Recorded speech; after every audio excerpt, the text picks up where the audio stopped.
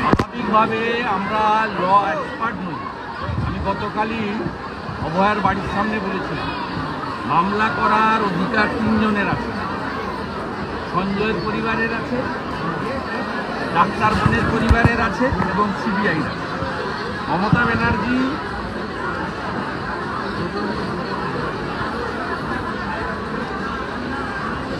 ব্যানার্জির local standing নেই হাইকোর্টে যাওয়ার, তিনি শুধুমাত্র ড্রামা করার জন্য সুপ্রিম কোর্টের বেশ ভালো আর্যিকর কাণ্ডে নির্যাতনের পরিমাণে দায়ের করা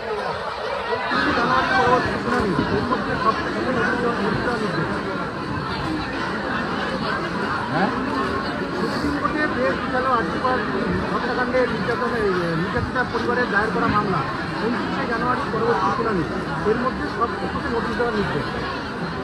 এটা তো আইনি প্রক্রিয়ায় সুপ্রিম কোর্ট করেছে, আমার বক্তব্য কিছু নেই। আমি শুধু সুপ্রিম কোর্টের কাছে আবেদন করব, গোটা বাংলার মানুষ, গোটা ভারতের মানুষ এইটার উপরে তাকিয়ে আছে। যত দ্রুততার সঙ্গে নিষ্পত্তি করেন ততই ভালো, এটা আমরা আশা এবং আবেদন করতে পারি। এর বাইরে সুপ্রিম কোর্ট কতগুলো প্রসিডিওরে চলে, এর বেশি কিছু বলা ঠিক হবে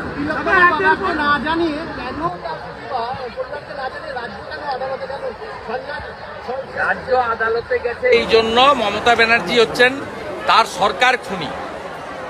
সরকারি হসপিটালে 36 ঘন্টা ডিউটি করিয়ে এই বোনকে মারা হয়েছে, ধর্ষণ খুন করা হয়েছে।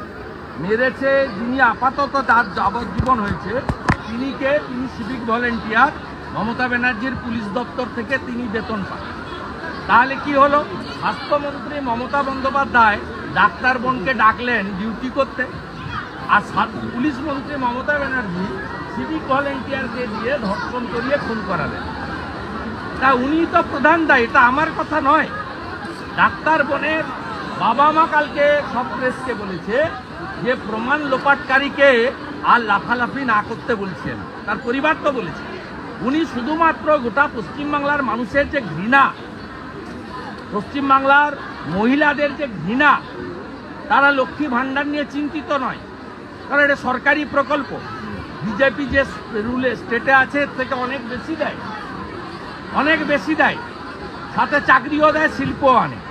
তা আমরা সেটা করব, কিন্তু আজকে মা বোন দিদিরা তারা প্রত্যেকেই এই আরজিকরের ঘটনা নিয়ে মমতা ব্যানার্জি এবং তার সরকারকে ঘৃণা করছে, নিন্দা করছে।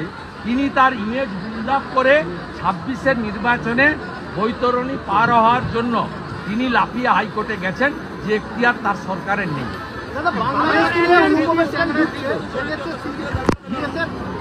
বাধা দিতে গেলে বিএসএফ আক্রান্ত হয়, সেখানে উদয়ন গুহ বলছেন যে বাক্সা নিয়ে বিবাদ। উদয়ন গুহ তিনি বলছেন বাক্সার কারণে বিবাদ। এটাও তো ওনাকে বলতেই হবে, উনি যে গুন্ডামিগুলো করেন এই লোকদের দিয়ে, এই রোহিঙ্গা মুসলমানগুলোকে দিয়েই তো গুন্ডামিটা করেন, ওনাকে তো বলতেই হবে। সর্বোচ্চ সাজার দাবিতে হাইকোর্টের দ্বারস্থ সিবিআই আগামীকাল মামলা দায়ের করতে চলেছে কেন্দ্রীয় তদন্তকারী সংস্থা। অনলাইনের মাধ্যমে মামলা দায়ের, সিবিআই সূত্রে খবর। Appropriate, welcome. CBI investigative agency, তারাই চার্জশিট করেছেন এবং চার্জশিটে অনেকগুলো জিনিস ওপেন রেখে দিয়ে গেছে। 30টার মতো পয়েন্ট আছে যেটা ওপেন আছে, এটা লার্জার কনস্পিরেসি এবং আরও অনেকের যুক্ত থাকার সম্ভাবনা অনেকটাই সিবিআই চার্জশিটে দিয়ে গেছে। সিবিআই যেতে পারে, ল পয়েন্ট অফ ভিউতে সিবিআই অবশ্যই যেতে পারে, এবং বাকিটা তো হাইকোর্ট করবে, সেটা আমার বলা ঠিক।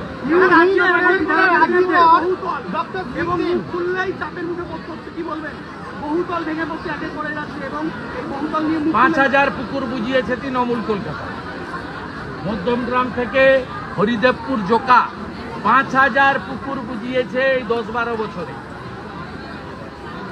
এবং 60% বিল্ডিং এর কোনো প্ল্যান নেই। যদি বা প্ল্যান আছে 3 তলার 5 তলা বিল্ডিং করেছে, এবং সব কাউন্সিলরের নাম হচ্ছে স্কোয়ার ফুট কাউন্সিলর। আমি কয়েক মাস আগে বেহালার এক কাউন্সিলরের ভিডিও ছেড়েছিলাম, তিনি বলছেন ঘনশ্যাম তো 150 টাকা স্কোয়ার ফিট নেয়, আমি অত নেব না, আমি 50 টাকা স্কোয়ার ফিট নেব। Do you think CBI have proper investigation. No, I am not saying anything. We the Bengal people want capital punishment, not only the Sanjay Rai, but others, those who are related with this case. I am fully support to the victim's family. I, as a whole, our party, all MLAs of the BJP are with the victim family. অশোকনগরের বিধায়কের বিরুদ্ধে করা তৃণমূল বিধায়ক উত্তর চব্বিশ হ্যাঁ, মধ্যে মাতলামি করছে মহিলাদের অঙ্গভঙ্গি, কার বলছে সোনাদা কিছুদিন, এটা হচ্ছে অরিজিনাল টিএমসি,